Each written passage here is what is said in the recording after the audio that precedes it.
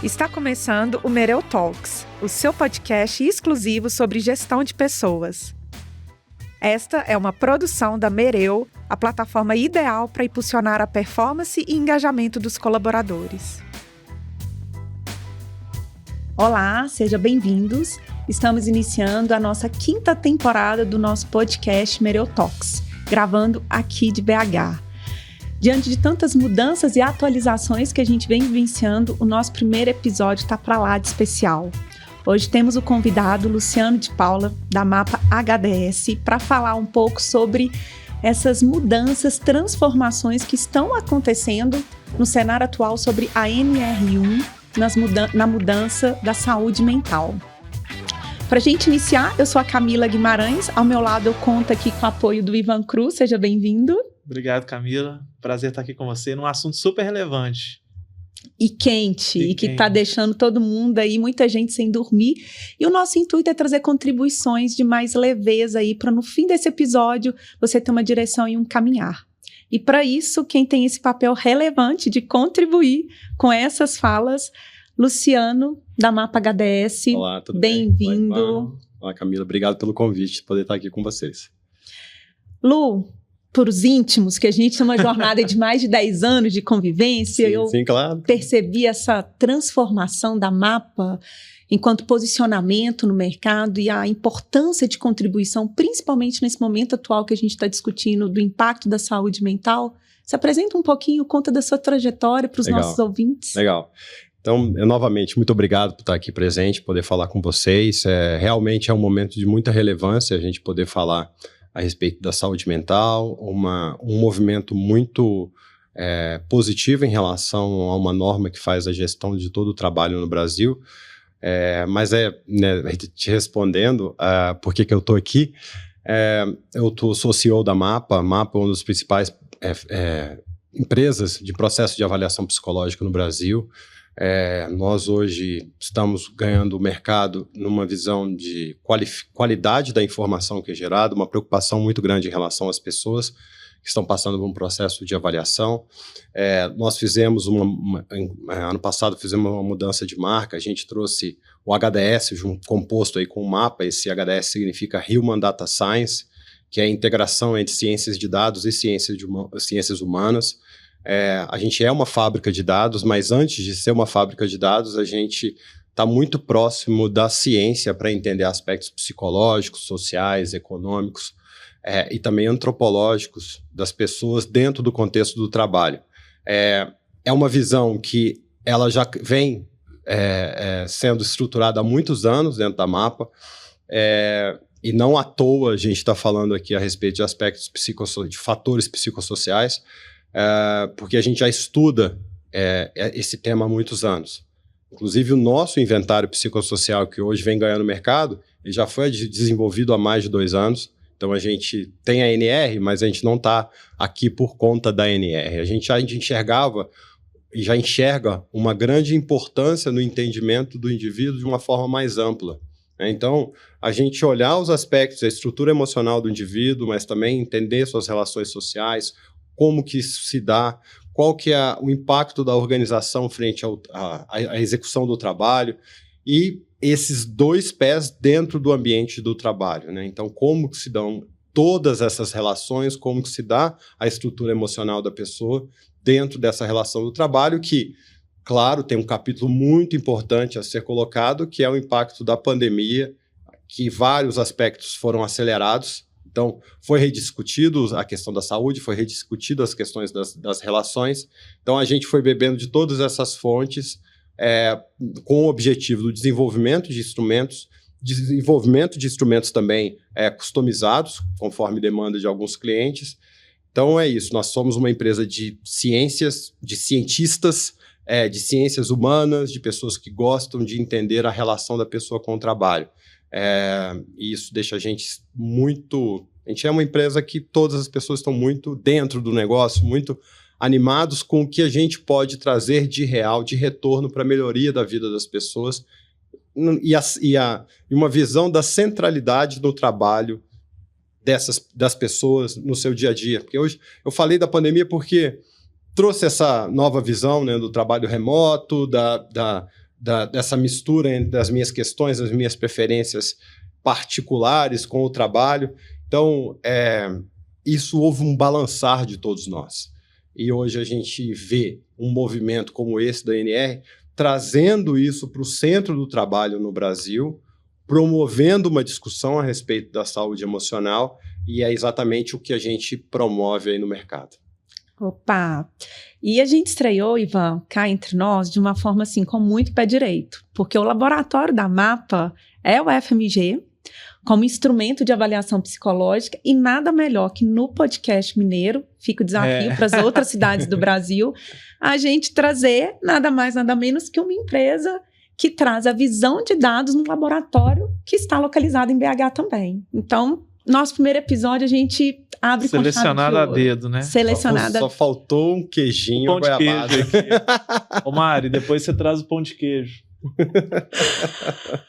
Lu, vamos dar um contexto para os nossos ouvintes? Claro que a MAPA está muito para além da NR1, a gente vai aprofundar também nesse percurso, nesse olhar atento para o autocuidado, para o perfil, mas é muito importante a gente só dar um pouco do contexto, do porquê que a gente está trazendo essa pauta da NR1, esse material fantástico que, né, a MAPA desenvolveu, que educa todo mundo na jornada para compreender, para trazer um pouco mais de esclarecimento. Compartilha um pouco, faz essa narrativa histórica, né? Porque a NR1 é uma norma regulamentadora dentro da segurança e da saúde do trabalhador. Muito focada na questão mais física, nos riscos químicos, em tudo aquilo que é um olhar mais para o físico. E agora ela vem trazendo ali a importância da saúde mental, de se discutir, de ter essa tônica na mesa. Sim. Algo que a gente já desejava desde o passado. Exatamente. Através já de vinha instrumentos. aflorando, né? Exatamente.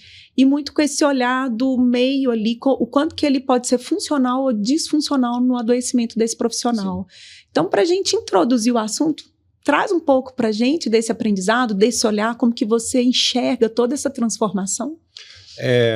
Eu acho que essa transformação ela passa pela mudança do próprio trabalho, né? Se a gente for voltar há muito tempo, a gente vai falar de uma revolução industrial, onde o indivíduo começou a ser colocado dentro de uma linha de montagem e trabalhava-se praticamente o tempo inteiro sem nenhum benefício, sem, né, nem se falava em algum tipo de benefício, mas começou-se a se trabalhar dentro das organizações, dentro das empresas, começa-se ali no Fordismo a estrutura das grandes lideranças, né, dos grandes manda-chuvas nas indústrias. Aí a gente tem o começo de um movimento onde o valor e os direitos dos trabalhadores começaram a aparecer, começaram a nascer, e houve, em paralelo, desenvolvimento da tecnologia. Hoje houve um movimento em relação à velocidade das coisas, não se trabalha hoje da mesma forma que se trabalhava há 20 anos atrás. Há uma demanda hoje de volume de trabalho muito grande, você trabalha em qualquer lugar do mundo. Passamos pela pandemia, passamos por vários aspectos e o trabalho também foi acompanhando essas mudanças. Não necessariamente o ser humano dava conta. Então, teve um lado muito positivo, né? Se a gente for trazendo as NRs em relação ao que se desenvolveu de tecnologia para se evitar um acidente de trabalho muito grande. Os indicadores de acidente diminuíram nos últimos anos pela tecnologia. Mas também a tecnologia trouxe o adoecimento mental em alguns aspectos, onde a pessoa está sempre disponível, onde a pessoa está sempre pronta, hiperconectada, que se fala de apodrecimento cerebral, né, um volume muito grande de leituras de pequenas notícias. Então, o ser humano veio passando por um processo de mudança, o trabalho veio passando por um processo de mudança, mas em um dado momento houve uma desconexão em relação a esse volume de trabalho, a nossa capacidade de execução desse volume de trabalho, uma desconexão também das lideranças em relação ao que era saúde, mas agora, como começou a doer para as pessoas e doer em alguns bolsos, começa-se um movimento de reaproximação em relação a entendimento do que é a saúde da pessoa e o impacto que isso tem no trabalho. Agora, esse último mês, a gente teve o INSS trazendo alguns números em relação indicadores, né, de afastamento em relação à saúde mental, e a gente teve de 24 para 23 um aumento de 68%, 440 mil afastamentos contra 200 e poucos mil.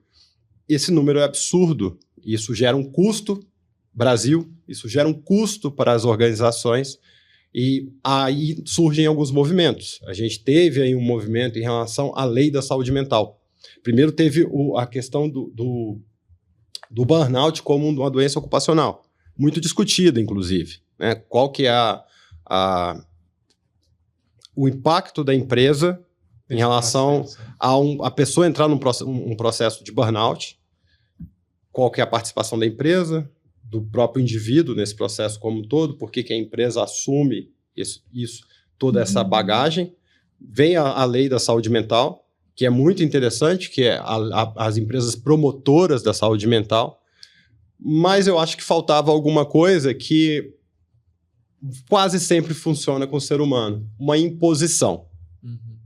Olha, tudo bem, sabemos que temos números aqui comprovando que há um processo de adoecimento, as pessoas estão pedindo mais afastamento, mas efetivamente o que as empresas estão fazendo para proteger essas pessoas?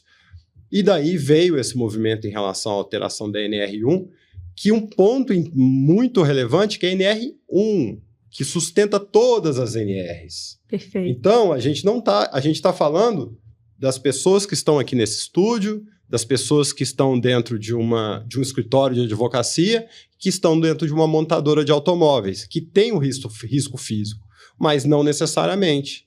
A gente, inclusive, na MAPA, quando a gente lançou e começou a ter as discussões a respeito do que era uma estrutura de um inventário psicossocial, eu lembro que eu levantei a mão e falei, gente, isso é perfeito para um processo de avaliação para uma área de desenvolvimento, de tecnologia, que a gente vai entender os impactos da organização, da atividade frente ao indivíduo, que a gente vai ter essa visão, não só a visão da saúde da pessoa, mas a gente tem a causa e a consequência, né? Então,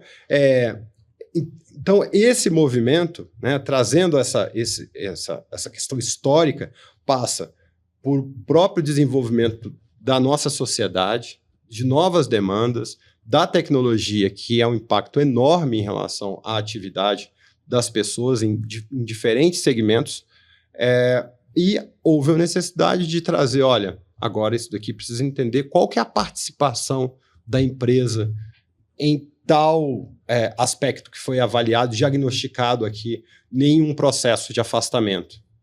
Porque gera-se esse afastamento, esse aumento de 68% em um ano, o que dirá agora em 2025, a gente não sabe que número que a gente vai chegar, mas qual que é a parcela da empresa, qual que é a parcela do indivíduo e quem está pagando essa conta. Então, a partir desse diagnóstico que vai acontecer nas empresas, vai gerar um número enorme, um número imenso, mostrando de como que está sendo o real impacto das organizações dentro do indivíduo. E aí eu acho que os planos de ação, como o governo, inclusive, vai trazer esse selo da saúde mental para as organizações, isso vai mudar um pouco, porque não necessariamente a empresa está fazendo a parte dela. Então, ali nasce como uma ferramenta de diagnóstico. Luciano, essa saúde mental não é um problema brasileiro, né? É um problema global e há tendências de ir piorando, como você falou, né? Quando a gente olha as novas gerações, né? As crianças que estão nesse processo aí de muita informação, acesso a celulares, telas, então a gente ainda vai ver talvez um impacto até maior. Mas como que você enxerga que essa atualização da NR1 pode impactar esse problema e qual que é o impacto para as empresas para se adequar à NR1? E assim, né, tem até alguns números aqui, é um problema de $1 trilhão. É um problema de né? $1 trilhão. O quanto que a NR1 consegue, tudo bem, isso aí é o número global, mas consegue ajudar a realmente impactar positivamente essa perda de produtividade que impacta em $1 trilhão. Eu só vejo aspectos positivos nesse processo que está sendo feito de introdução dos fatores psicossociais na NR1. A gente, nessa imposição no processo de avaliação, a chance de se ter uma sujeira sendo colocada para debaixo do tapete vai sumir. Né? Então, vai ser obrigado, todas as pessoas têm que ser avaliadas, a gente precisa ter isso dentro do PGR, não o indivíduo, né? Isso é importante, a gente não está trazendo o nome da pessoa dentro ali do PGR, são grupos homogêneos, mas a gente tem a identificação ali que qual é a fonte causadora daquele risco. Com isso, tem que ser feito planos de ação, e esses planos de ação têm que ser executados para o ano que vem, entra-se como um processo periódico. Eu tenho agora, ano que vem eu tenho que fazer um processo de avaliação, e a gente vai ter a curva, saiu de A, chegou a B. Os planos de ação foram efetivos? Não foram efetivos? Então, a gente com isso vai ter um real acompanhamento em relação à saúde mental das pessoas. É uma realidade. A gente realmente, o ser humano, como você trouxe de uma forma muito correta, a gente está passando por um processo sem precedentes em relação à mudança do ser humano. Né? Nós, tendo filhos, a gente... como vai ser daqui para frente? Como vão ser as novas relações? Na hora que a gente fala de DeepSeek, na hora que a gente fala ChatGPT, na hora que a gente... Só a mudança que a gente passou nos últimos 6 meses, ela já é um pouco assustadora. Os últimos 6 meses, 12 meses. O que dirá do volume de dados, de informações que vão acontecer daqui para frente? Brasil, isso é no mundo inteiro. No Brasil tem uma particularidade que eu reforço muito em todos os eventos, palestras que a gente participa. A disparidade social no Brasil é muito grande. A base da cadeia produtiva tem uma diferença, né, todos nós sabemos, muito grande em relação às pessoas que têm ali, por exemplo, uma facilidade de uma faculdade. Hoje está muito mais acessível, ainda bem, mas ainda há uma diferença muito grande. O que a gente vai fazer com essa cadeia produtiva se a gente está aumentando muito o volume de tecnologia que não vai mais demandar esse número de pessoas, e a gente está aqui discutindo pessoas que nem trabalham e nem estudam, e se elas não tiverem nem a possibilidade, diminuindo a possibilidade do trabalho. Então, a estrutura toda nossa do trabalho tende a mudar muito rapidamente nos próximos anos. Isso tudo são fatores de risco psicossocial que a gente tem que começar a entender, começar a compreender para as empresas começarem a executar efetivamente fazerem esses planos de ação e identificarem onde é a prioridade, onde tem que ser feito o trabalho e buscar resultados mais efetivos. O impacto maior nas empresas a gente tem de uma linha, estou resumindo, mas essa linha ela vai abrir em várias outras células. Não existia uma linha orçamentária para se falar a respeito, por exemplo, de inventar uma avaliação psicossocial e execução dos planos de ação que são necessários ser feitos. Então, tem um impacto financeiro, porque as empresas nem sabem como que vai ficar esse diagnóstico. Ela não sabe se é a unidade de Manaus, ou de Recife, ou de Belo Horizonte, como que vai sair o diagnóstico e efetivamente o trabalho que vai ser feito. Sim. Eu tenho que fazer um trabalho de acompanhamento psicológico para 30% do meu grupo. Se hoje a gente tem um número pela Organização Mundial do Trabalho, da OMS, desculpa, trazendo que 30% da população brasileira, em um dado momento em sua vida, no trabalho, passam por algum tipo de adoecimento emocional. Imagina você pega 30% do seu grupo de pessoas e você tem que fazer um acompanhamento psicológico. Isso é um custo elevado. E se a gente tem ali um inventário mostrando que é uma responsabilidade da empresa, ela tem que efetivamente realizar esse trabalho e ela precisa melhorar esses indicadores. Isso cada vez vai ser mais valorizado. Então, os impactos passam pelo orçamento, pela descoberta de questões ligadas à saúde das pessoas que não necessariamente estavam presentes, e uma necessidade de mudança, porque foi identificado que o volume de trabalho está muito grande. Ou é um local com um volume... existe assédio dentro da minha área comercial. Eu preciso mudar a relação com as pessoas, preciso mudar a minha estrutura, ter mais gente. Então, as mudanças são diversas. Luciano, muita gente deve estar se perguntando, né, se questionando por onde começar? Porque como a gente tem um acesso a muita informação, o tempo todo as informações estão sendo disponíveis, o que está sendo colocado na mesa vai ter uma fiscalização, vai ter um selo reconhecendo as melhores empresas, mas se a gente pudesse tangibilizar para os RHs, para as empresas que estão nos ouvindo agora, o que você daria de primeiros passos ali para quem deseja implementar instrumentos que vai sustentar já uma cultura que já é uma cultura do cuidado, que já tem essa preocupação, ou que não seja uma cultura do cuidado, mas que tem um interesse genuíno para transformar em uma cultura do cuidado. Elenca alguns pontos dessa caminhada que as empresas precisam focar para a gente ajudar nessa construção. A etapa inicial é diagnosticar. Então, é a utilização do instrumento no processo de avaliação, onde é importante instrumentos cientificamente validados, para a gente ter coerência em relação ao que precisa ser avaliado, o que é, né? Essencialmente, o que é um inventário psicossocial, como eu trouxe anteriormente, a causa e a consequência.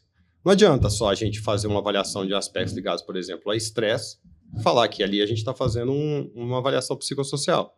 A gente tem que entender o que está causando esse estresse no indivíduo. A origem, né? A origem disso. E o inventário, ele traz esse objetivo. Olhar para o indivíduo, para a organização e para as relações sociais. Então, sempre a gente está olhando dessa forma. O pontapé inicial é o diagnóstico, porque as empresas, né, o perfil de empresas que a gente lida, tem 40 unidades no Brasil. Eu não sei o que está acontecendo às vezes no próprio escritório você não sabe o que está acontecendo com as pessoas. Está muito longe.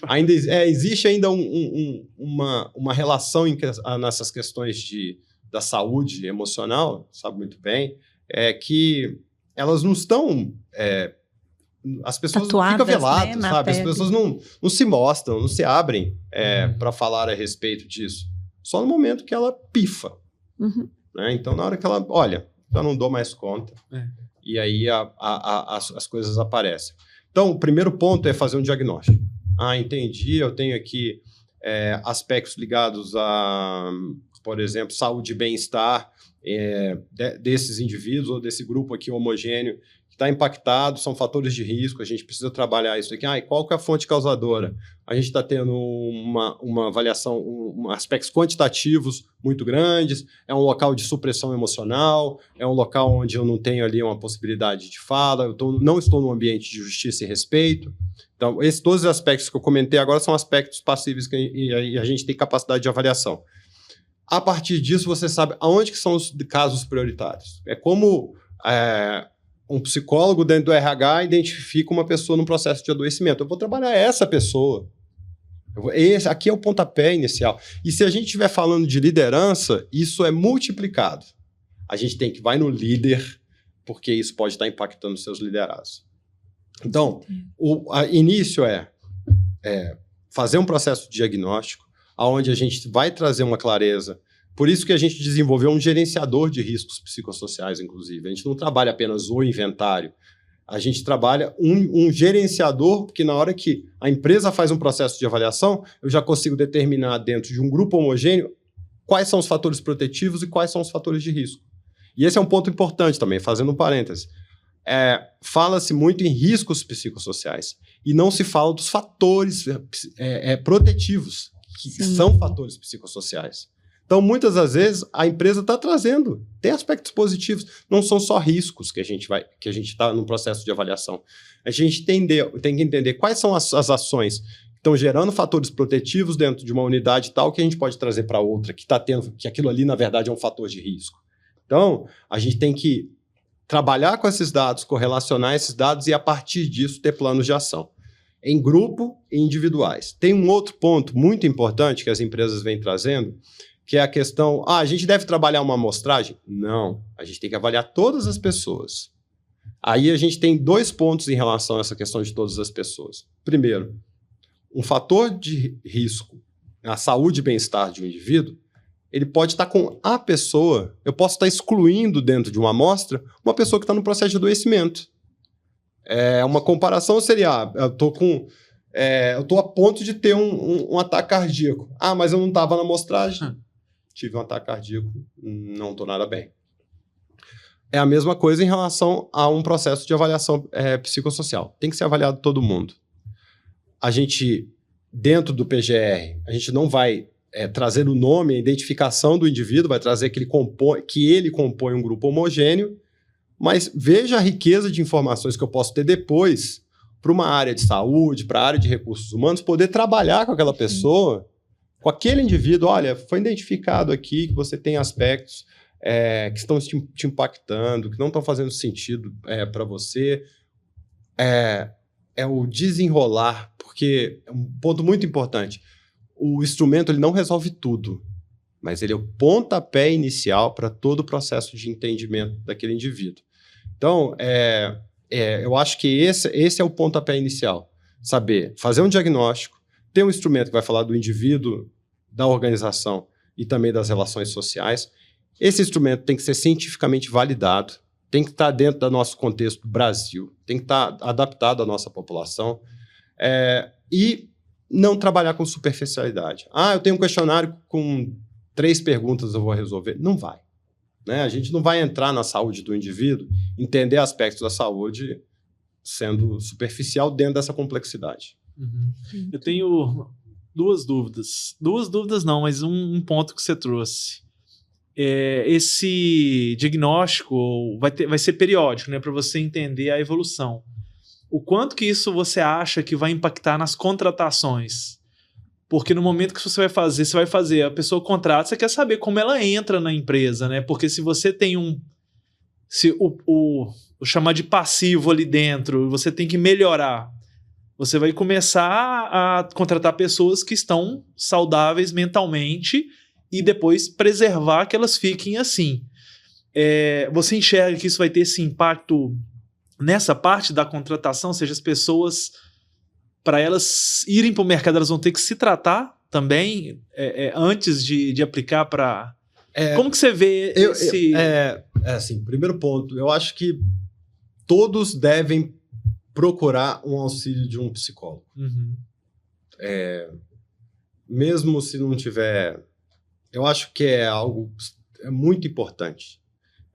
De um acompanhamento, ter um momento de escuta, de fala, de entrar alguns aspectos da vida em que não são discutidas com parceiro, com parceira, com filho, com pai, mas, assim, até como referência própria, para mim foi extremamente importante na minha vida na hora que eu comecei a ter um acompanhamento psicológico.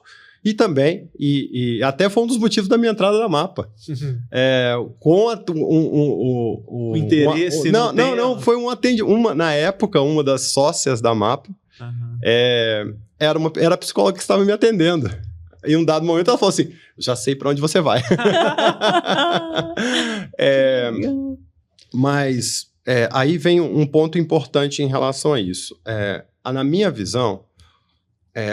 a mudança, a introdução do inventário psicossocial dentro da ANR, ele traz uma mudança em relação a todo o processo... De mentalidade inteira. Né? De todo o processo de recrutamento que vai acontecer. A estrutura de avaliação que existia até então, ela vai passar por uma mudança. Uhum.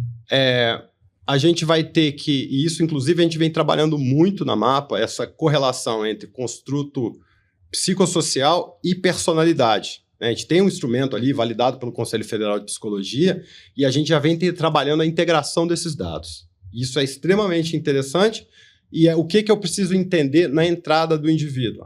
Beleza, vou entrar aqui, dentro de uma dimensão falando sobre aspectos ligados à atividade, a comportamentos de risco e saúde e bem-estar. Perfeito, ótimo, eu já vou entender como que esse indivíduo está chegando. Te respondendo, a pessoa, para buscar uma nova oportunidade, ter um acompanhamento psicológico, ótimo, sabe? Eu acho que a pessoa vai... Inclusive, às vezes, ela vai saber que aquele processo que ela está fazendo, às vezes, não é para ela. Sim. E, às vezes, ou seja, a norma, ela até pode impactar a mentalidade do indivíduo também, nesse sentido, né? Tipo, se eu estou com um processo que talvez não é dentro da empresa, mas é um problema pessoal ou alguma outra coisa, para eu entrar numa empresa eu vou precisar de me curar primeiro para depois aplicar. Para eu estar bem, para eu entender. Porque eu vejo que é o que acontece te cortando, né? Exatamente no exame admissional físico. Sim. As pessoas que estão com a pressão alterada ou estão debilitadas fisicamente, elas pedem pra gente remarcar o exame admissional porque sabe que na hora que chegar, vai bombar. Vai bombar. Exatamente. E o emocional, ele vem fazer esse resgate. Mas aí é importante também entender uma pessoa desempregada, ela também pode estar com seus... Com certeza. Mais abalada. Pode estar abalada. A gente tem que desenvolver uma visão crítica. Sim. Porque a empresa nunca vai trazer todo mundo 100%. Né? Então, mas cabe ali, às vezes, abre um pouquinho esse panorama e entender, olha, é o momento que eu estou passando. Eu tenho minha família, eu estou desempregado, eu tenho muita vontade de entrar aqui. Mas, claro, uma pessoa, ela vai ganhando mais autoconhecimento, vai entendendo a estrutura que ela tem, o que ela faz. Ela tem uma... dentro dos resultados, hoje, as empresas estão buscando muito mais uma pessoa saudável. Sim. Inclusive fisicamente. Eu acho que essa questão da saúde integral, ela vai ser muito mais importante. Então, autocuidado físico está dentro do inventário psicossocial. Perfeito. Mas a gente dá para saber isso na entrada. O que a gente não vai conseguir saber na entrada, se utilizar um instrumento psicossocial, é a parte da organização. E a gente não necessariamente precisa aplicar ele. Inclusive, a gente pode, dentro da nossa solução, aplicar só módulos. Eu posso só aplicar a parte do indivíduo. E das relações sociais, não necessariamente. Mas eu entendo o indivíduo, depois de 6 meses dessa pessoa dentro de casa, eu faço a parte da organização. Aí eu começo a colocar as coisas. Só que aí tem um ponto importante, que o que as empresas vão aprender com o processo de avaliação psicossocial vai dar um ganho enorme no processo de recrutamento. E aí vem um ponto. As empresas ainda... Aí vem uma grande mudança. Eu acho que é uma das maiores mudanças, que ela é estrutural. As empresas têm área de recursos humanos, tem área de saúde e segurança. Cada uma em um andar, praticamente não tem escada ou elevador entre um e outro. Muitas empresas acontecem. E a área de pessoas tem área de recrutamento e seleção, parece que também em outra área, a área de desenvolvimento das pessoas, a DHO. Agora tem uma necessidade disso tudo estar caminhando junto. Sabe? Outro dia eu visitei uma empresa em Vitória, que para mim é uma da melhores estruturas que eu já vi. Todas as áreas estão... Toda a área relativa a pessoas, ela está junta. Saúde, segurança, medicina do trabalho, recrutamento e seleção, desenvolvimento dentro de uma unidade só. Porque isso tudo tem que conversar. E eu sempre trago isso. A área, os dados, a informação que está interna, que está dentro da empresa, é uma fonte riquíssima para as pessoas que estão entrando, em dados, em análise de dados. Então, o psicossocial traz uma obrigação desses dados começarem a nascer, e isso pode alimentar o desenvolvimento, vai alimentar o desenvolvimento, e vai alimentar também o processo de recrutamento e seleção. Então, vem desafios de mudanças estruturais, onde profissionais ali, por exemplo, na área de saúde e segurança do trabalho, não necessariamente o psicólogo.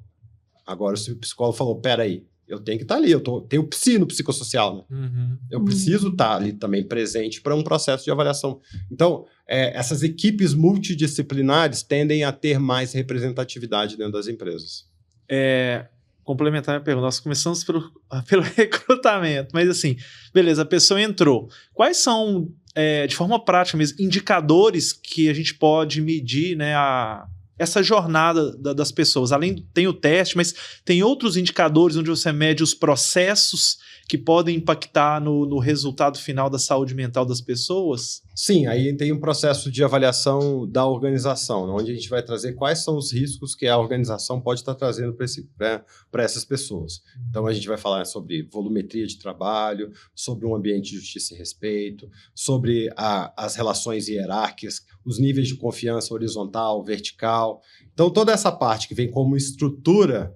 São pesquisas que aplica-se para... Isso está dentro do mesmo inventário. Porque o grupo vai fazer esse diagnóstico de um grupo homogêneo. Então, a gente vai ter um grupo de pessoas falando do que elas estão vivenciando. Então, são os trabalhadores falando de uma forma muito... Né, com a sua fala, falando sobre a estrutura e o que a empresa está trazendo ou de proteção ou de risco. Uhum. E a partir disso a gente vai falar, olha, ok, eu estou fazendo tais e tais projetos aqui dentro, mas efetivamente não estão dando resultado. Às vezes se faz alguns projetos como massagem.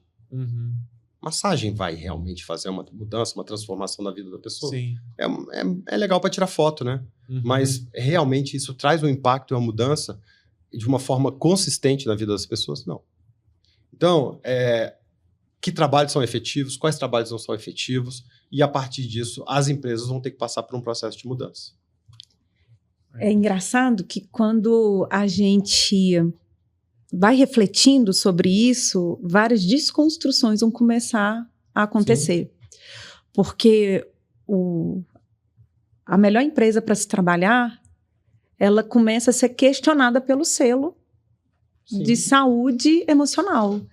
Então, as coisas começam a convergir de que não adianta ter ações bonitas, pulverizadas nas redes sociais, para aparecer como uma empresa politicamente saudável, boa de se trabalhar, se a gente tem um diagnóstico que não conversa com isso. Exatamente. E aí, aquele marcador que não era mais visível, né? Porque a saúde emocional, ela não é tatuado, né? A física, você quebrou o braço, você vai com gesso. A saúde emocional tinha um tabu. As pessoas não falavam, não entregavam atestado sobre.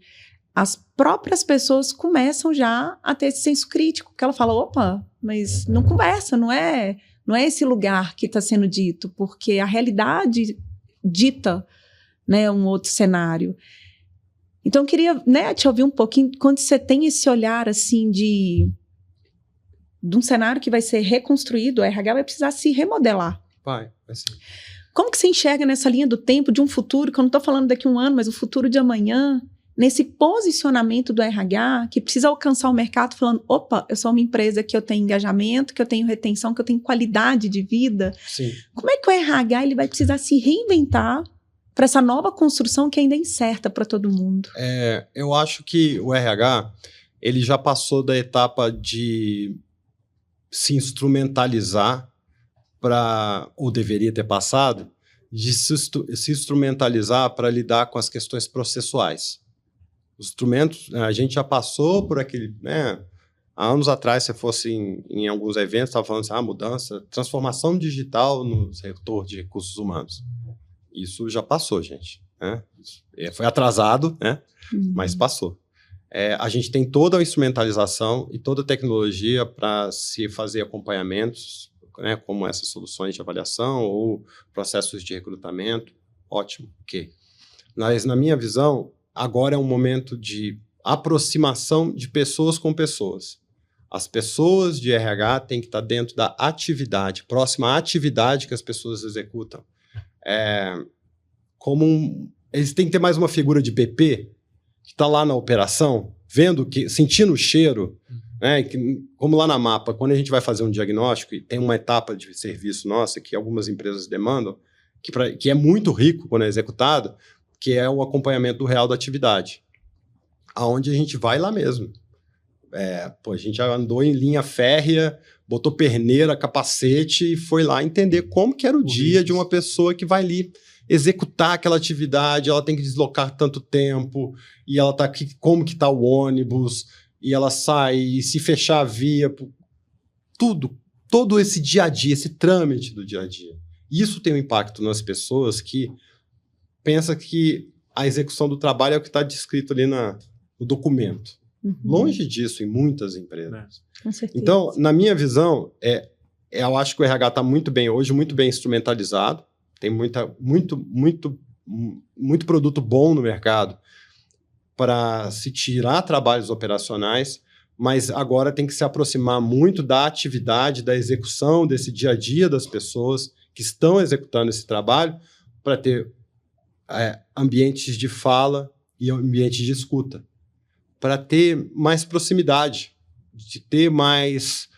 utilizar como, poxa, a gente tem aqui psicólogos dentro da nossa área, dentro do nosso RH.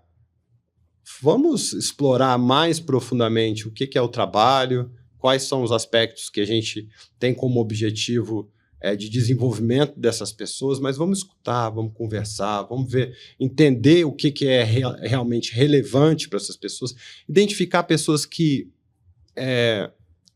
quais são as necessidades das pessoas, qual que é o real motivo dela estar ali. Eu quero crescer, me desenvolver ou não, eu quero existir, subsistir, sabe? E de novo, né? O nosso contexto do Brasil é muito complexo. Se a gente está falando de uma massa da população, a gente tem que ir lá entender, escutar que as dificuldades não são parte da maior parte das pessoas que estão ali acompanhando os colaboradores.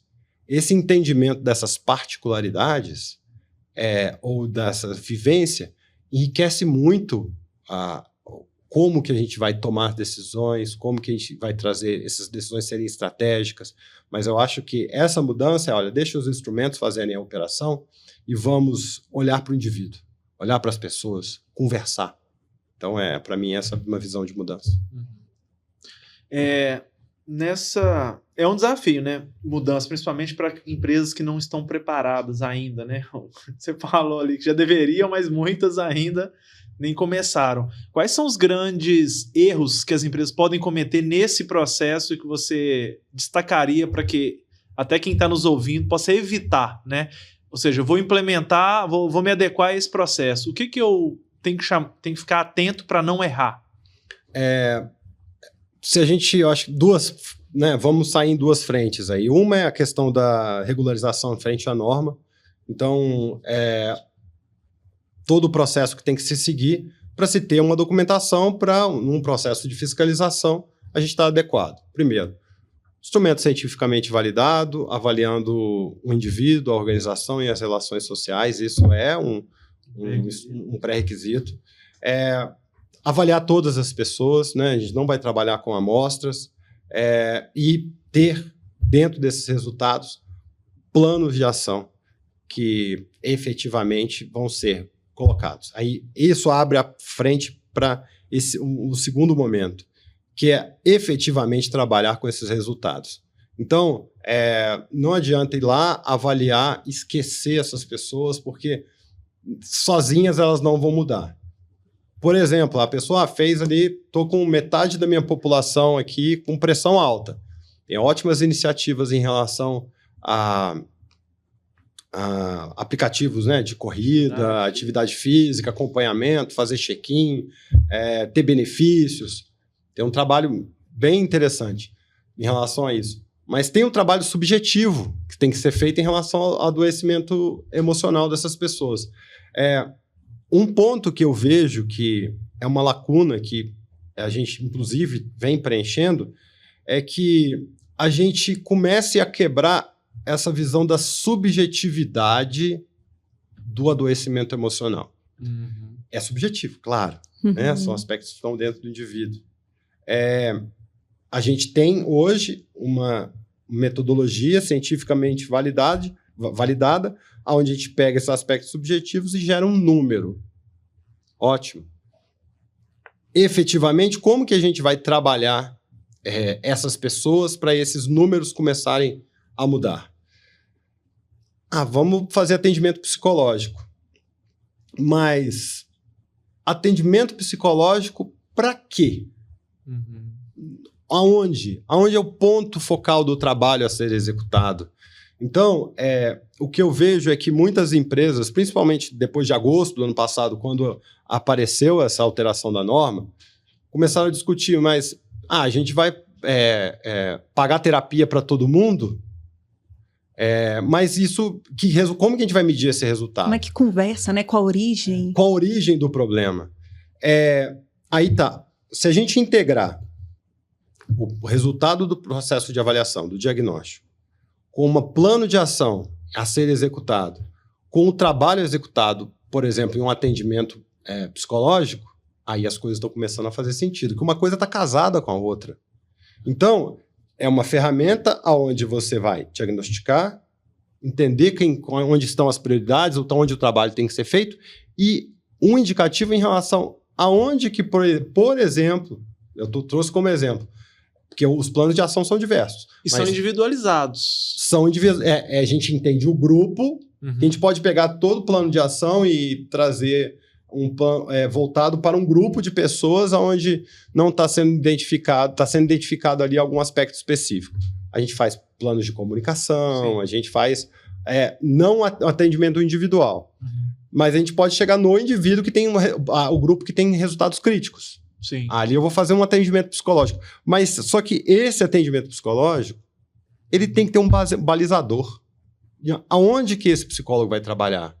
Ele é diferente, você vai, inclusive, poder falar melhor do que eu, mas ele é diferente de um processo de atendimento clínico, onde a pessoa vai começar a desbravar os problemas que ela tem, ou as questões que ela tem, ou o que ela está querendo amassar barro.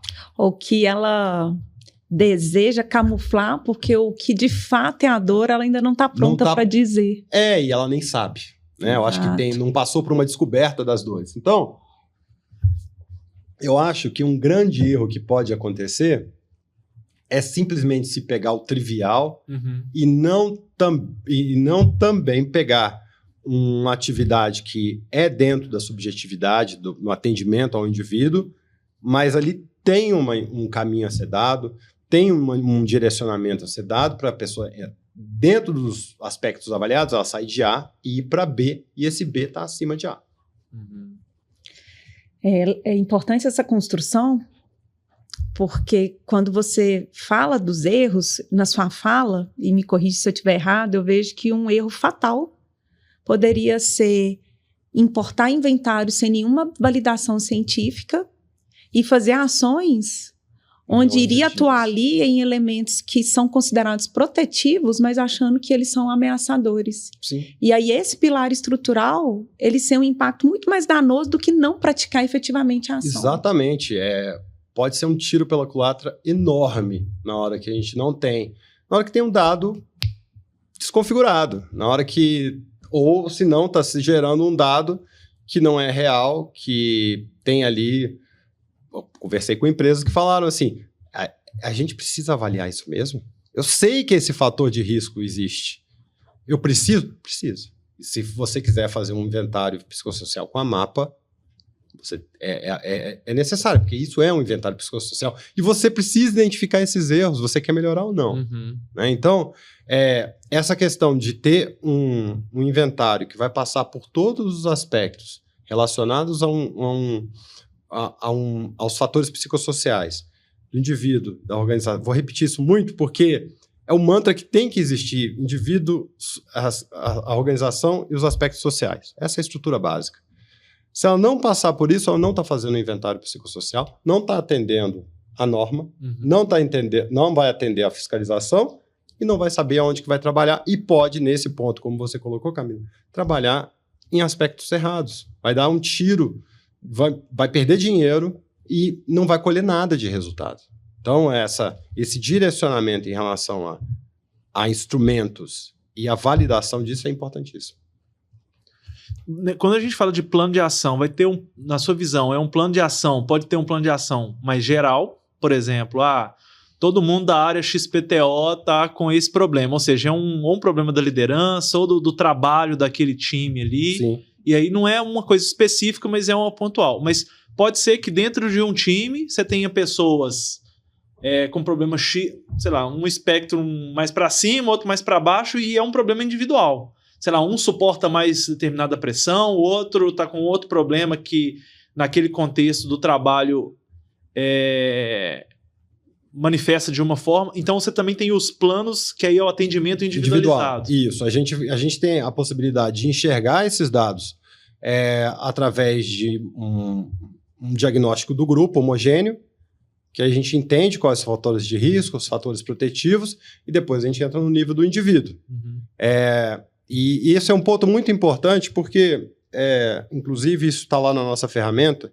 Todas as pessoas que vão ser avaliadas, elas leem ali uma informação falando, olha, a tratativa desse dado para atendimento à ANR é anonimizado, você não é identificado nesse processo de atendimento à norma, mas um profissional de saúde, sendo identificado um aspecto de adoecimento, ele vai acessar, mas ele tem também...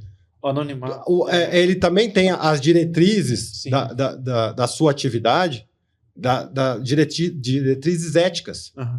de acompanhamento. Eu sou um profissional que estou aqui, que me desenvolvi para poder fazer esse tipo de atendimento e estou aqui com o objetivo de discutir e te desenvolver para você sair dessa situação.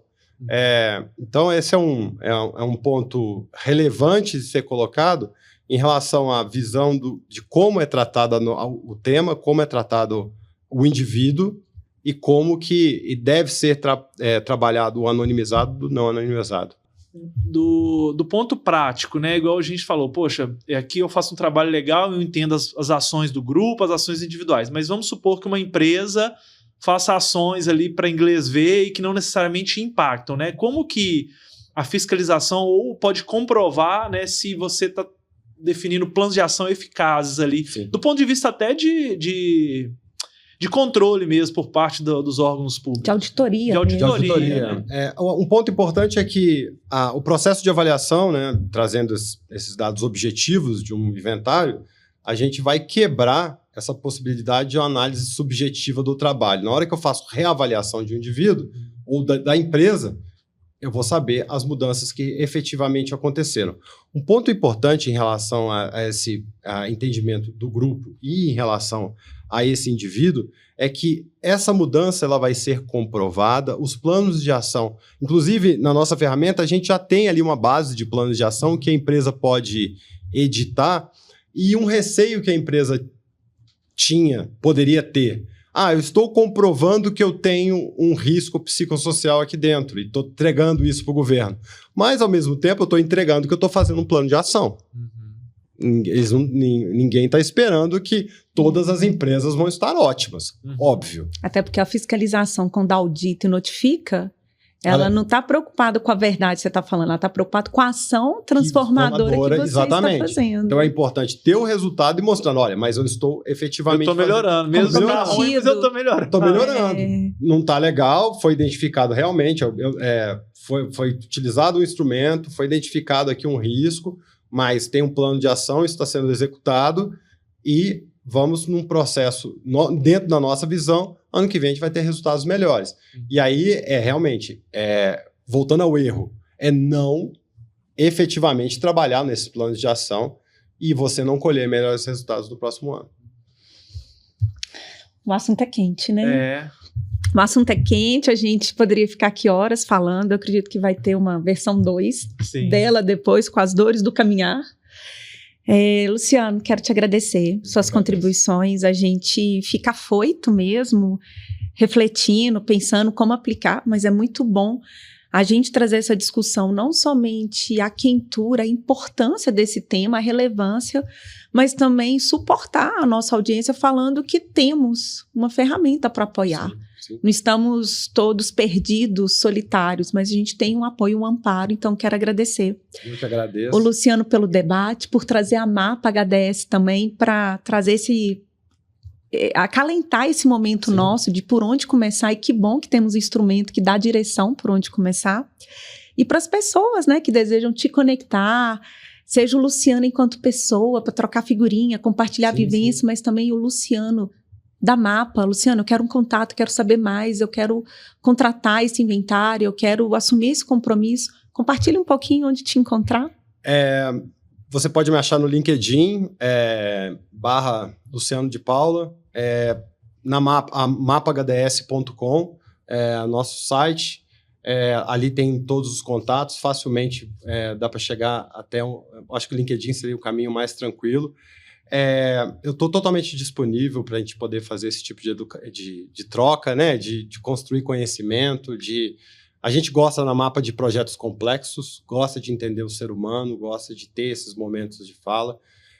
Eu queria aproveitar esse material que a gente desenvolveu, é um planner de adequação à NR1, a gente deixar disponível para as pessoas que tiverem interesse. Acho que dentro e-mail digital também. A gente tem ele no formato digital. A gente coloca no episódio para a pessoa clicar, entrar e baixar esse material, que ele realmente hoje está sendo um documento que está mostrando todos os caminhos de adequação à norma e está fazendo um sucesso enorme. E a gente está disponível no que for necessário para ter essas trocas. Eu agradeço a vocês pelo convite. Não, nós agradecemos. Acho que foi esclarecedor, né? O primeiro, igual você falou, tem muitas dúvidas ainda e acho que talvez mais virão dentro desse processo da construção dos processos e tudo mais. Então, acho que foi realmente um primeiro episódio, depois a gente explorar isso melhor em outras oportunidades. Agradeço demais a sua disponibilidade. Eu que agradeço, a gente está à disposição. Ivan, obrigada por dividir a bancada aqui comigo para esse episódio que a gente está inaugurando o nosso podcast, né? Nos próximos a gente traz aqui o pão de queijo, o café. Exatamente. Né? E para você, nosso ouvinte, que ótimo começar então a nossa 5ª temporada aqui em Belo Horizonte com o pé direito. Além de você poder se atualizar com as tendências, com as discussões que estão acontecendo, além de tudo, você vai receber um presente digital para ter o pontapé inicial, além de, claro, ter o contato do Luciano ali também, para te suportar nas dores, nas dúvidas, nas angústias. Agradeço por ter ficado aqui conosco até esse momento. Não deixe de seguir nossas redes sociais, trazer comentários, feedbacks, o que a gente está deixando de comentar aqui. Isso é muito valioso para cada vez mais a gente entregar um trabalho de qualidade para cada um de vocês. O Mereu Talks é isso, é gerar conexão, é gerar propósito. E a gente espera que com esse primeiro episódio, que a gente inicia a nossa 5ª temporada, possa ter gerado aí muita vontade para os próximos episódios que vão acontecer e que estão também muito especial. Então, muito obrigado a todos vocês e até breve.